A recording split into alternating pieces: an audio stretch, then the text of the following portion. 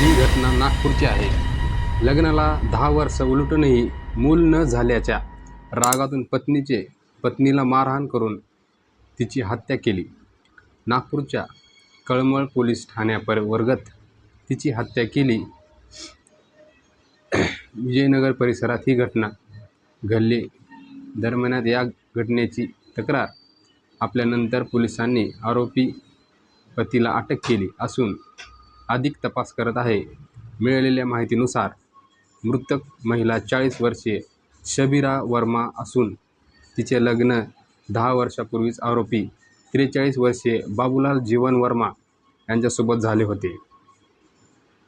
दोघेही विजयनगर येथील रामभूमी सोसायटीमध्ये राहत होते. आरोपी बाबूलाल हा माताडी कामगार असून त्याला दारूचे व्यसन होते आणि आरोपी बाबूलाल हा आपल्या पत्नीवर संशय घेत होता असल्याचे सांगण्यात येत आहे. तसेच बाबूलाल आणि शबीरा यांच्या लग्नाला 10 वर्ष झालेली होती. लग्नाला इतके वर्ष होऊनही शबीराला मुलं झाले नव्हते. यावर त्याच्यात नेहमी वाद व्हायचे. भांडणामुळे शबीरा ही घर सोडून माहेरी गेली होती. त्यानंतर काही दिवसानंतर ती परत आली. मंगळवारी रात्री आरोपी बाबूलाल हा दारू पिऊन घरी आला होता. त्यानंतर याच मुद्द्यावरून त्यांच्यात भांडण झाले. त्यात बाबूलालने शबीरा हिच्या डोक्यात लाकडी दांड्याने वार करून तिला गंभीर जखमी केले. त्यातच शबीरा हिचा मृत्यू झाला.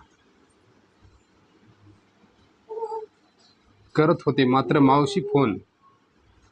मावशी फोन उचलत नसल्याने तिच्या पती बाबूलाल याला फोन केला. त्यावेळी बाबूलाल यांनी त्याची मावशी शबीराची हत्या केल्याचे सांगितले. त्यानंतर महिलेचा भाचा महिलेच्या घरी गेला असता त्याचे घराचे दार बंद होते. महिलेच्या भाच्याने घटनेची माहिती पोलिसांना दिली. त्यानंतर पोलिसांनी घटनास्थळ पोहोचली असताच घराचा दरवाजा बंद होता.